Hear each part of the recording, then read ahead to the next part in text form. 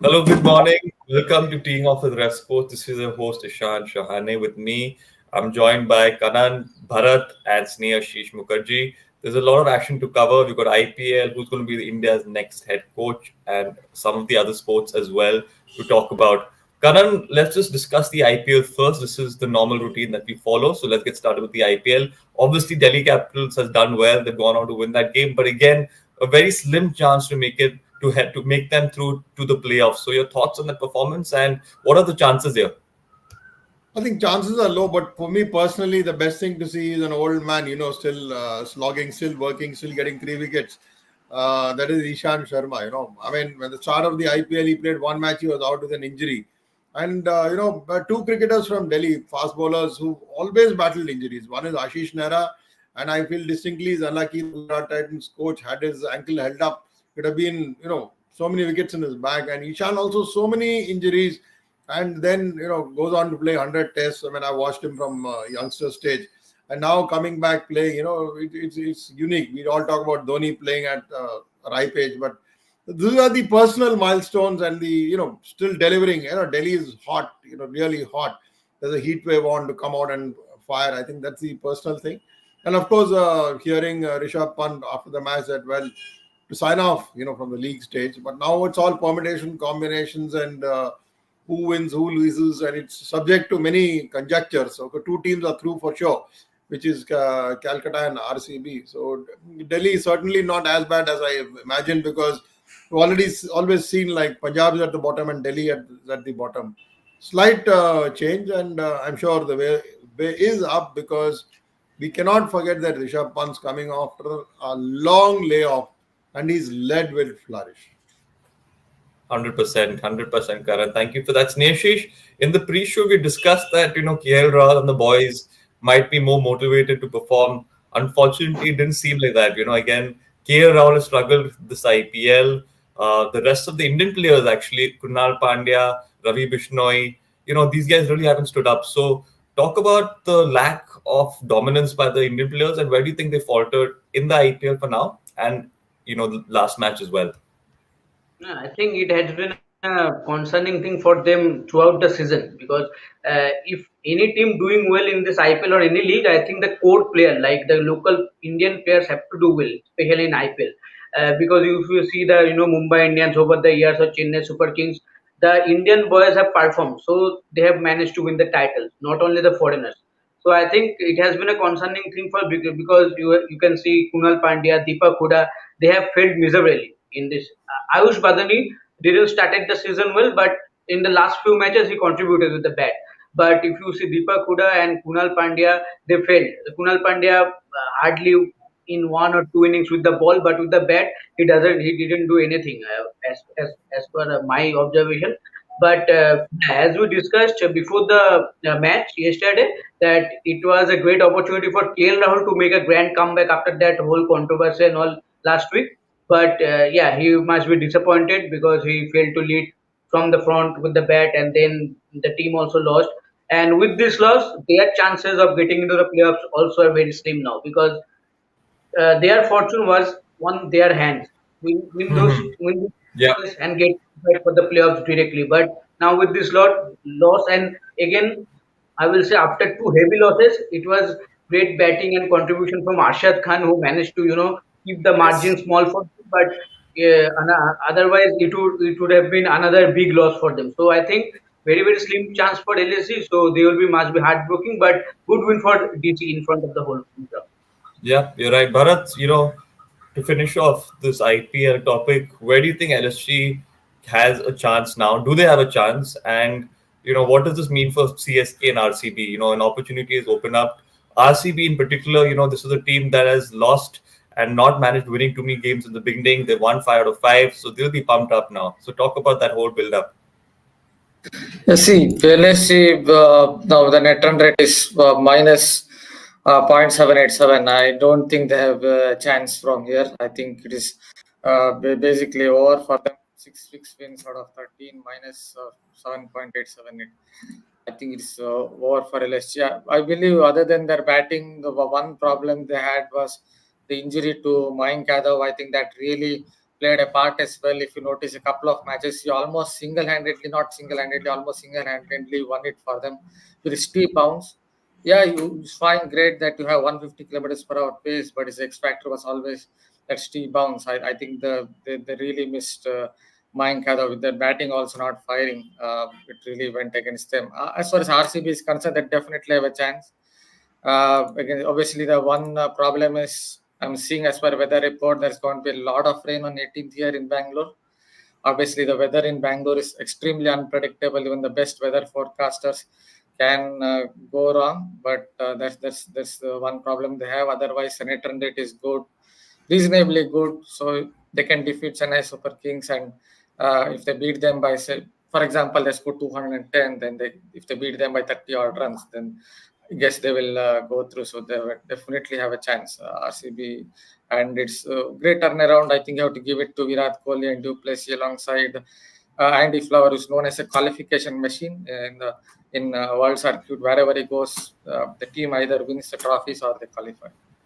Yeah, yeah, well said, Bharat. And I think a lot of RCB fans all across the country and in Bangalore will be happy and they'll be celebrating if RCB managed to go through. I mean, how special will that be? Karan, moving aside from yeah. No, Karan, moving. you're backing RCB, but I'm backing CSK. So I would like to see CSK win and make it. Because It's going to be interesting. I thought if someone gets me a ticket, I'll go to Chennai for the final, and I would definitely want to see CSK. But it's good. Yeah. What is good, I mean, I've heard Bharat very patiently. I'm happy, he's looking ahead at the forecast and so on. I mean, the weather forecast, the match forecast, we can't predict because there's so much uncertain factors. But from heat to cold, and you're playing some match in Dharamshala, this is a diversity of the IPL. But what is important to me today is 15th of May and 26th is the final. You have the eliminator, you have the playoff. That the tournament has pushed so hard, gone so deep. That is the beauty of the tournament for me. Otherwise, if you're already sure that these four teams are making it, there's a certain amount of fatigue for the fans. Because you've got this, then you've got the World Cup coming up. So this kind of last minute razor contest, even if it is nature or not, it's like you go to England and you say, well, weather should be dry. That won't happen. Bangalore being Bangalore, if it rains, it will be there. So that for me is good. But I think CSK, they're also chewing their nails, perhaps like me. And we'll hope whoever's going to be the best four, they should make it. And after that, the last 3-4 days are going to be really Mount Everest type cricket. Yeah, it's going to be a lot of fun. I'm sure everyone out here is also extremely excited. Karan, we'll have a discussion on the India coach debate. Rahul Dravid is going to step down. VVS Lakshman, reports are coming that he's going to stick with NCA. So where does this leave, the Indian team? Are there too many options now? Are there less options? Is this a sign of worry? What are your thoughts? No, there's no worry. Let's be very honest. There's no worry. First point, when Rahul Dravid was brought on as a coach, it was after a lot of cajoling, and I'd spoken about this yesterday also. It was at that time the former BCCI president Saurav Ganguly had called him. There had to be a change. Shastri was going out, and then Virat Kohli was going out. There was a change. So actually, if you look at it, Rahul Dravid's term ended in June 23, but then it was extended. The World Cup ODI was there. It was extended. So it's like been already an extension of a year. And I don't think he's interested in it, because it's not that he does not like the job. He loves cricket. He likes any form. But he's been there, and he'll obviously want to go out staying. I mean, it's about not got anything to do with the team dynamics or the politics. And when I say politics, it's about what we read. I don't think there's any politics really. When you go onto the ground and play, you play for India. You play, you hear the national anthem. There's no politics. I would never look at politics like that. If it is there, then that's a coach's job, management. So yes. After this, irrespective, what the team does, don't forget the team made it to the ODI World Cup final last year. We lost to Australia. But after this, if he's not reapplying, that's his job. Nobody told him his contract is ending. And nobody can convince him, right? He's a man of conviction. You cannot convince him. That's for sure. Back to Lakshman, he's been there with the India A teams and so on. But NCA is a very, very important place. And the surprise element to me is who are the other number 3, number 4 Indian names. There's no Indian name. All of a sudden, it's like, you've had people like Ramesh Pawar or, W.V. Raman coach the Indian women, but we've seen how women coaches change, after almost every series. So we can't look at. We've got to look at stability. You're looking at a change possibly just after the T20 World Cup. You're looking at the important series first in Australia. Then you're looking at the important series in England next year. You're looking at Champions Trophy wherever it happens next year. Then before you and I blink, we will see the T20 World Cup in India. So we need a coach. Who are the names? Who's going to throw his hat into the ring? We will not know because it's a secret process of applying online. But yeah, I've been reading about two names last night from RevSportz and elsewhere. One, of course, is a very, very old name, Stephen Fleming. And if that's true, well, I will not be surprised. Second name, Ricky Ponting, high pedigree. Of course, JL has told our website, Boryada, that he's not interested in, the India job. But then you can always not be interested and still apply. Try your luck, There's pride at stake. There's money at stake. So, I mean, if you're going to see a foreign coach, I would not mind it. Don't forget that Gary Kirsten, after getting India the World Cup 2011, is now across the border in Pakistan, has been welcomed. Sorry, I took a long time. But that's what we like. That's what we need, Karan. That's what we like, and that's what the show needs as well. So we really appreciate the response and your views. Snehashish, VVS Lakshman was the name that everybody thought, this is someone who might come in and become the head coach. Suddenly, it's out of question now. So there's a lot of doubt. So like Karan mentioned, would you like to add a few names to this list on who you think can be that potential coach? Nothing to add much what Kannan sir said, but yes, like everyone, I also thought that VVS Lakshman are, the front runner to become the new coach, because in the absence of Rahul Dravid, he was with the team, he traveled with the team, and like Rahul Dravid, the process happened. I think it was quite same for VVS Lakshman also, like to be with the young team first at the NC and then going to be the head coach of the national senior team. So I thought that it might be better for VVS Lakshman to be the coach, but it's okay. Reports are suggesting that he wants to be with the NCA. So NCA also a very important position to be there. So I think his decision needs to be respected. But as Kananta also said, that two names are surrounding right now. That Stephen Fleming and Ricky Ponting have been approached to become India's next coach. But as watching the 2003 final India Australia, and now in coming days, if we see Ricky Ponting in the Indian dugout, it will be very strange. We will be supporting, we will be very happy if he managed to India to win a World Cup or anything. But it will be very strange after watching that 2003 final. But yeah, let's see what happens. But India can do the Pakistan type model also, like give a 6-month contract to Ricky Ponting for the Australia series, then for the New Zealand series, Stephen Fleming. No. Don't do that.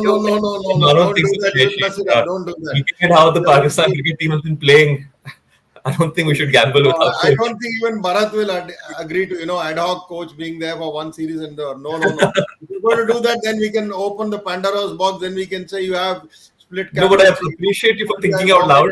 That's good. I'll toss it now to Bharat because I think split coaching won't do well. No, I don't agree. Sorry. Split coaching is not an option, just jokes apart. But yeah, let's see what happens. But whether it would be Ricky Ponting or Stephen Fleming, both are very, very high experienced player in their time. And as don't ignore others who can apply online. This is just nothing has come from BCCI president or secretary. These are just names which are kite flying. Yes. Good time to fly kites in the summer.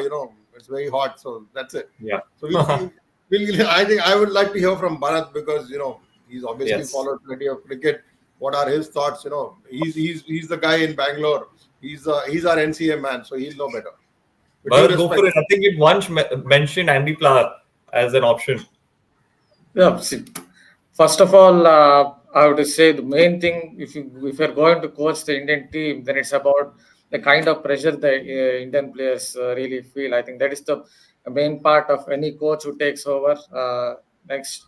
That is how to ensure that the players don't feel that kind of pressure. And that's what you could see even in the World Cup final when India lost, the way KL Rahul played. It seemed like a mountain was on his shoulders, the way he batted. That's how it felt. So I think that's the main factor with it. As far as coaches is concerned, one point I want to add, a lot of coaches now take up franchise cricket because I think it is easier for them. They can take one franchise, they can take responsibility of coaching one franchise, then a couple of months later, they'll be coaching some Gulf chains. 3 months later, they'll be coaching another team. So I think that it's become a kind of easier for a coach to take it. That is why I guess Stephen Fleming, from what I've heard, is not very sure of applying, because he wants to spend time with his family for some months, and then uh, this Indian job means he has to completely is to be completely involved in it for the entire year. I think that's one problem that can come into the equation. Yeah, foreign coaches, it could be Stephen Fleming, Ricky Ponting, or whoever it is. I think that would be good for the Indian team, because in a way, I think I'm no nothing against VVS Lakshman, but I guess his methods are similar to Rahul Dravid. I think he's better off with guys like Rahul Dravid or VVS Lakshman to be the coaches of the under 19 team or NCA, because I think that is where they're really good at nurturing young players. I think not very sure that VVS Lakshman is the right man for the Indian team at the moment. But whoever it is, hopefully it will be Stephen Fleming or Ricky Ponting, whoever it is. I hope they ensure that when they take over the job, that they ensure that the players don't feel that kind of pressure in big match events. I think that is where the Indian team is losing out in ICC tournaments. Yeah, well said. But I think that last statement of yours, whoever it is, hopefully it'll be a good one, and all we can do is support. Karan, we'll be ending the show with Manika Batra. We have to speak a little bit about her. Manika becomes the first Indian woman paddler in the top 25, so that's fantastic news for her and Indian sport overall. So, your final thoughts on her? Fantastic news for Manika. Fantastic news for all of us. I think we at RevSportz have tracked her very, very closely, and we've seen the talent in her. If it looked like a freakish that she did well in the Commonwealth Games, not 22 even before that, then she's instilled. I mean, if I talk about Manika Batra, the personality, with her looks and no sexist comment, this with her looks and the kind of way she presents herself, she would even go into something like modeling. But she's been a hardcore athlete. She's played. She's indeed, there are many men's TT champions. You've got Satyan and so many of them over there. But women's table tennis needed brand ambassador, someone to do well. And this is the right timing. Just before the Olympics, you come into the top 25. I don't think in any racket sport we are there in the top 25. Even if you're looking at squash, you're looking at it making the Olympic debut in 2028. But TT, this is very big. What she achieved in Saudi Arabia playing there is phenomenal, and I mean, I think she deserves congratulations and she deserves credit. Let's not forget, now we are at a time when there's no restriction on players. But when she was competing, preparing for Tokyo, it was so tough. All the Olympic athletes, Asian Games athletes, because of the pandemic.